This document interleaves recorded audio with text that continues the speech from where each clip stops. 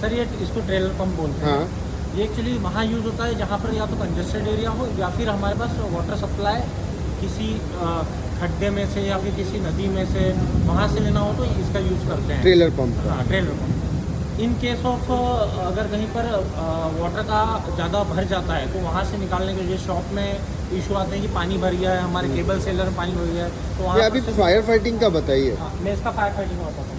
Sir मान लीजिए हम फायर टेंडर लेके गए हैं बट फायर टेंडर में पानी खत्म हो चुका है, अब हमें फायर टेंडर में पानी का या तो सप्लाई चाहिए, तो साथ में हम ट्रेलर पर ले आ सकते हैं या फिर हम डायरेक्टली इससे फायर फाइटिंग भी कर सकते हैं। ओके। इससे क्या इसमें क्या होता है सर, इसको बोलते हैं सक्शन। सक्शन को हम सबसे पहले कनेक्ट करते हैं, कनेक्ट करने के बाद सक्शन को जो वाटर सोर्स है नदी कुआं वहाँ पर हम इसको सक्शन को डाल देते हैं। ये सर सक्शन 10 ये सक्शन ये पाइप है। सक्शन पाइप है सर, ये 10 मीटर में आइडियली काम करता है, उससे अगर ज़्यादा होता है तो फिर वो सक्शन सही से नहीं कर पाता, ठीक है। उसका जो पंप का हेड है वो इतना ज़्यादा नहीं है। ठीक है। तो सबसे पहले सक्शन के लिए हमने डाल दिया।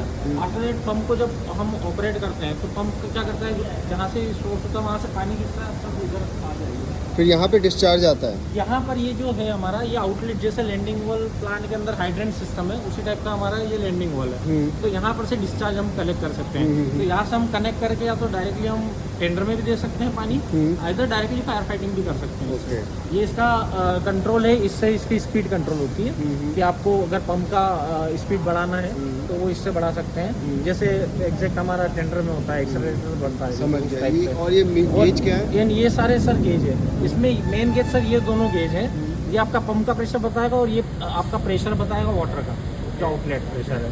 हाँ, तो ये दोनों इसके गेज है। ये फ्यूल गेज है, इसमें फ्यूल बताता है कि कितना आपका फ्यूल का कैपेसिटी है। इसके अंदर बेसिकली फ्यूल में डीजल यूज़ करते हैं इसके अंदर। एंड जैसे इंजन का टेम्परेचर अगर ओवर हीट होता है तो ये आपको सिग्नल दे देता है।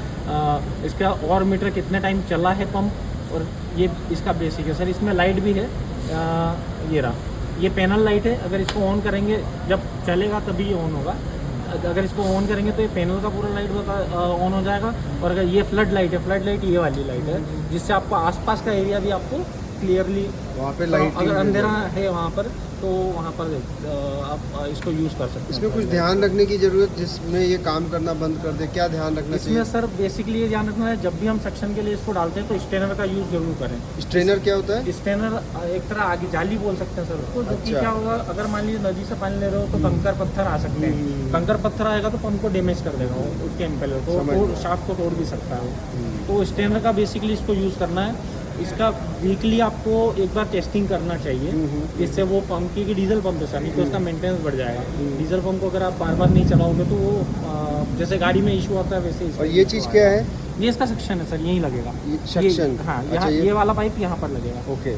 और देन यहाँ पर लगने के बाद जब पंप स्टार्ट होगा तो और यहाँ पर से suction discharge दे करेगा। देगा ये। यहाँ से डिस्चार्ज दे देगा ये पूरा इसका, ये जो सेंट्रीफ्यूगल पंप लगा हुआ है यानी अंदर इसमें impeller है। स्टेनर, इस पाइप में स्टेनर यूज करना है, स्टेनर जाली यूज़ यूज करना है। जाली यूज़ करना है। स्टेनर आगे लगता है, स्टेनर एक टाइप का मेटल भी आता है, वुडन भी आता है स्टेनर, किसी भी टाइप का आप ले सकते हैं।